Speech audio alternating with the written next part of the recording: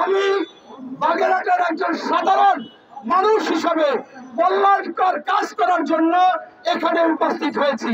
আমাদের বিষয়টি কি, যে আমাদের আসন বৃদ্ধি পাওয়ার কথা, সেখানে আসন আরো কমিয়েছে।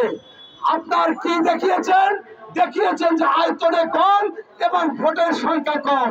আপনাদের মাধ্যমে স্পষ্টভাবে বলতে চাই, আমি বাগেরহাটের চাইরের পক্ষ থেকে এখানে দাঁড়িয়েছি। সেই বাগেরহাট চাইর সংসদীয় আসন হচ্ছে মোড়লগঞ্জ শরণখোলা বৃষ্টি ইউনিয়ন একটি পৌরসভা নিয়ে। সেখানে আপনার আমাদের আয়তন হচ্ছে 12 বর্গ কিলোমিটার এবং আমাদের ভোটার হচ্ছে 3,60,000 প্লাস। এখন ভোটার সংখ্যা কমের জন্য তারা বলেছে 4,20,000-এর নিচে ভোটার হলে এই আসন কর্তন করা হবে।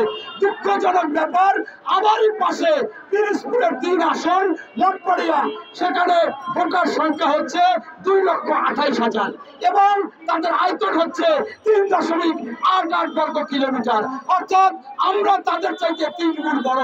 এরপরে আপনারা জানেন যশোর 6 কেশবপুর, সেখানে জনসংখ্যা ভোটার হচ্ছে 2,22,000 এবং আয়তন হচ্ছে 2.78 বর্গ কিলোমিটার, অথচ আমাদের হচ্ছে 3,60,000 প্লাস ভোটার এবং আমাদের 12 বর্গ কিলোমিটার। সেখানেও আমরা ওই কেশবপুরের চাইতে 5 গুণ বড়।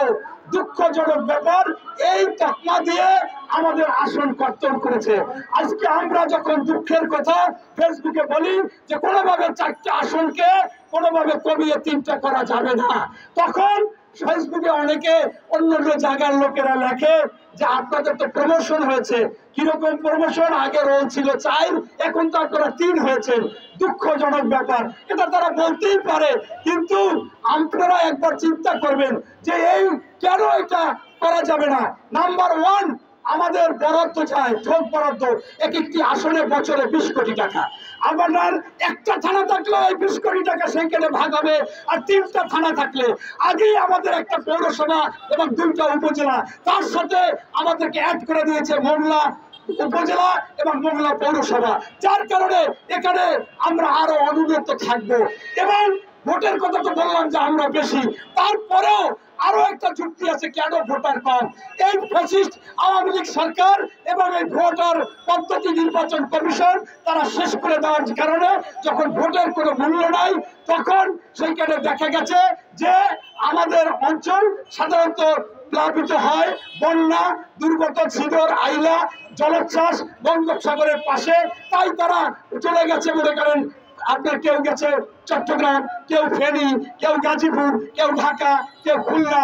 যেহেতু ভোটের মূল্য নাই, সেহেতু তারা করেছে কি ওখানে গিয়ে ভোটার হয়েছে। অথচ এরকম গাজীপুরে যে আসন বৃদ্ধি করা হবে, সেখানে আমাদের মিনিমাম 20 থেকে 30,000 ভোটার ওখানে আছে, ওখানে ভোটার হয়েছে। এটার জন্য নির্বাচন কমিশন দায়ী। এবং আমি বলবো যে আমাদের ওখানে এখনো 20% রাস্তা পাকা হয়নি। এখনো অনেক স্কুল কলেজ আছে, মাদ্রাসা আছে যে 47, 48, 52 সালে হয়েছে, সরকারি কোনো অনুদান যায় না, একটি পাকা ভবন হয় না। এমতো অবস্থায় যদি ছোট করে অন্য এরিয়াকে আনা হয়, আমরা আরো অনুন্নত হব, আমরা আরো বঞ্চিত থাকব এবং আমাদের বিশেষ করে ভৌগোলিক অবস্থানে আমরা সুন্দরবনে এমনি অবহেলিত। তাই আমরা মনে করি যে সেই ক্ষেত্রে এই সমস্ত করার জন্য কোনোভাবে মোড়লগঞ্জ শরণখোলা 4কে বাদ দেওয়া যাবে না, অথবা বাগেরহাটের 4টি আসনকে ভেঙে 3টি আসন করা যাবে না, 4টি আসনই বহাল রাখতে হবে। এবং আমাদের যুক্তিতর্ক স্পষ্ট, এটা ষড়যন্ত্রমূলক করতেছে।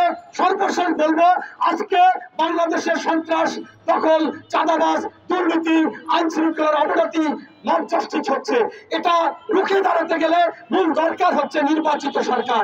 সেই নির্বাচিত সরকার করতে গেলে হবে নির্বাচন, এবং এই কারণে নির্বাচন কেউ যদি মামলা করে দেয়, কেউ যদি সমস্যা সৃষ্টি হতে পারে, এই নির্বাচন বিলম্বিত হতে পারে।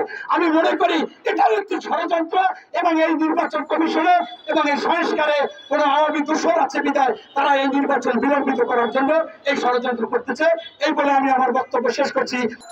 বাগেরহাট ফোরাম মনে করে নির্বাচন কমিশনের ভিতর ভূত ঢুকেছে।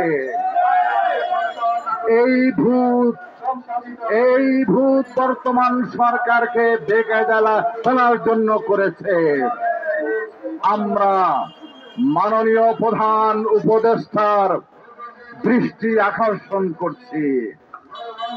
সম্মানিত মাননীয় প্রধান উপদেষ্টা, আপনার উপদেষ্টা পরিষদ, আপনার নির্বাচন কমিশন এরা কিন্তু আগুন নিয়ে খেলা শুরু করেছে। এই আগুনের যদি একটি অংশ দক্ষিণ বাংলায় জ্বলে তাহলে এর দায় দায়িত্ব কে নিবে? বাংলাদেশের যদি বলা হয় যে দুইটি বন্দর কোনটি, তার অন্যতম দ্বিতীয় সামুদ্রিক বন্দর হচ্ছে মোংলা, এবং অর্থনীতির তালিকা শক্তি হচ্ছে মোংলা বন্দর অন্যতম। সুতরাং আজকে এই বন্দর যে এরিয়াটি সংসদ এলাকা রয়েছে, সেই সংসদ এলাকে বিলুপ্ত ঘোষণা করা মানে হচ্ছে এদেশের অর্থনীতিকে ভঙ্গ করার একটি ষড়যন্ত্র। আমি জানি না ফ্যাসিস্ট সরকারের লোকজন এখানে কি বসে আছে যারা এদেশের উন্নয়ন চায় না। প্রধান উপদেষ্টা, তার উপদেষ্টার পরিষদ বর্তমান সরকার উন্নয়নের কথা বলছে, সাম্যতার কথা বলছে, ন্যায় বিচারের কথা বলছে, কিন্তু কেন এমনি একটি বিতর্কিত ঘোষণা, কেন নির্বাচন কমিশন দিল? আমার মনে হয় সেটার জবাব চাওয়া দরকার।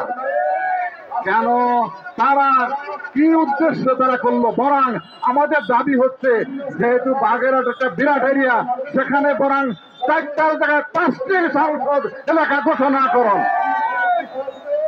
আমরা চাইবো মোংলার যে ইম্পর্টেন্ট, সেখানে একটি সংসদ সদস্য এলাকা দেওয়া উচিত। সুতরাং এই মুহূর্তে আমাদের দাবি হচ্ছে বাগেরহাট এলাকায় 4টা আছে, আমরা সেখানে 5টা আসন দাবি করি। সুতরাং আমি বলতে চাই, আপনারা এই আগুন নিয়ে খেলবেন না, বৈষম্য করবেন না। সুতরাং আসুন আমরা ঐক্যবদ্ধভাবে, শুধু যে বাগেরহাটবাসী ওখানে আছে তা নয়, আমরা যারা ঢাকায়, সেটা সরকারি পর্যায়ে আছে, বেসরকারি পর্যায়ে আছে, তাদের প্রাণের দাবি ওই এলাকায় আপনারা যে ভুল সিদ্ধান্ত নিল অবিলম্বে বাতিল করবেন, কোনো আলোচনা ছাড়াই ওটা বাতিল করবেন আমরা চাই। না হলে বাগেরহাটের জনগণ যে সমস্ত কর্মসূচি নেবে, আমরা ঢাকাবাসী, আমরা বাগেরহাটবাসী একসাথে ঐক্যবদ্ধ হয়ে শুধু বাগেরহাট নয়, ঢাকা অচল করে দেবো ইনশাআল্লাহ।